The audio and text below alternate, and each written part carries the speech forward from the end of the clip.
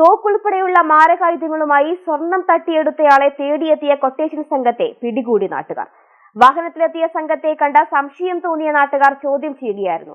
ഇതോടെ സംഘത്തിലൊരാൾ തോക്ക് ചൂണ്ടിയതോടെ നാട്ടുകാർ സംഘടിച്ച് ഇവരെ തടഞ്ഞുവെച്ചു.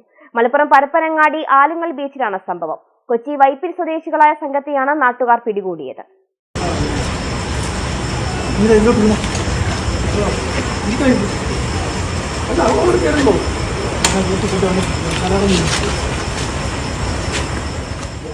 കൈത്തോക്കും വടിവാളും ഉൾപ്പെടെയുള്ള മാരകായുധങ്ങളുമായാണ് സംഘം എത്തിയത്. പരപ്പനങ്ങാടി ആലുങ്ങൽ ബീച്ചിൽ കഴിഞ്ഞ ദിവസം രാത്രി 8-നായിരുന്നു സംഭവം. കൊച്ചി വൈപ്പിനിൽ നിന്നുള്ള 5-അംഗ സംഘമാണ് ആലുങ്ങൽ ബീച്ചിലെത്തിയത്. ഇവരുടെ കടത്തു സ്വർണം തട്ടിയെടുത്ത ആളെ തേടിയാണ് ഇവിടെ എത്തിയതെന്ന് കരുതുന്നു. സംശയം തോന്നി പ്രദേശവാസികൾ ചോദ്യം ചെയ്തതോടെ ഒരാൾ നാട്ടുകാർക്കു നേരെ തോക്കു ചൂണ്ടി. ഇതോടെ നാട്ടുകാർ സംഘടിച്ചു സംഘത്തെ നേരിടുകയായിരുന്നു. സംഘർഷത്തിനിടെ 3 പേർ കടന്നുകളഞ്ഞു. 2 പേരെ കെട്ടിയിട്ട ശേഷം പോലീസിനു കൈമാറി. പരുക്കേറ്റവരെ പോലീസ് കസ്റ്റഡിയിലെടുത്ത് തിരൂരങ്ങാടി താലൂക്ക് ആശുപത്രിയിൽ പ്രവേശിപ്പിച്ചു.